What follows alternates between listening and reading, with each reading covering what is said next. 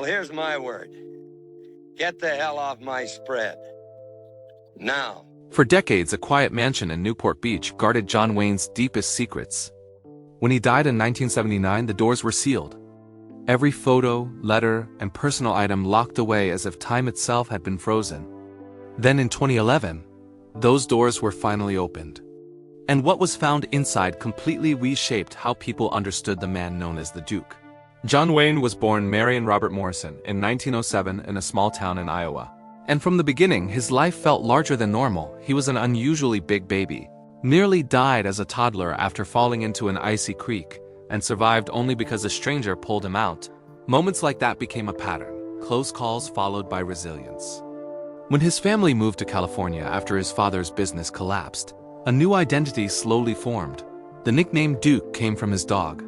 His football dreams rose and then shattered after a shoulder injury, and what felt like failure quietly pushed him toward Hollywood. Wayne's early career was brutal. He worked behind the scenes at Fox Studios, acted in dozens of low-budget westerns, barely scraped by, and nearly quit acting altogether until one man changed everything. Director John Ford. Ford believed in Wayne when no one else did. And their gamble on Stagecoach in 1939 turned Wayne into a star overnight, even though he was paid almost nothing compared to other actors. From that moment on, he became a symbol of toughness, loyalty, and American masculinity, carefully protecting that image even when it meant turning down iconic roles.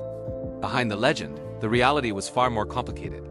Wayne's personal life was full of chaos, 3 marriages, public affairs, private regrets, and relationships that often ended in pain. His long affair with Marlene Dietrich, his volatile second marriage, and his quiet final years with his secretary Pat Stacey showed a man who struggled with intimacy while living under constant pressure. At the same time, his health battles were just as intense. Heavy smoking led to lung cancer. He lost a lung, survived, spoke openly about cancer to help others, and then faced stomach cancer at the end of his life without ever stepping out of the public eye. When Wayne died, many expected his fortune to reflect his massive fame, but the numbers told a different story. His estate was far smaller than people imagined. His will shocked his family, leaving nothing to his third wife and sparking disputes that lasted decades. Then came the auction in 2011. More than 700 items revealed a private world no one had seen.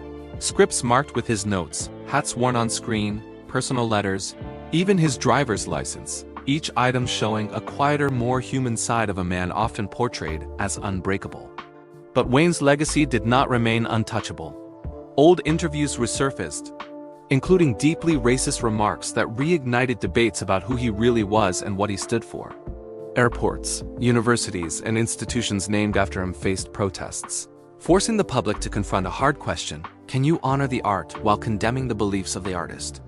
For some, Wayne remains a cinematic icon. For others, a symbol of values that no longer belong in the modern world. John Wayne's story is not simple. It is a mix of courage and contradiction, generosity and controversy, strength and silence.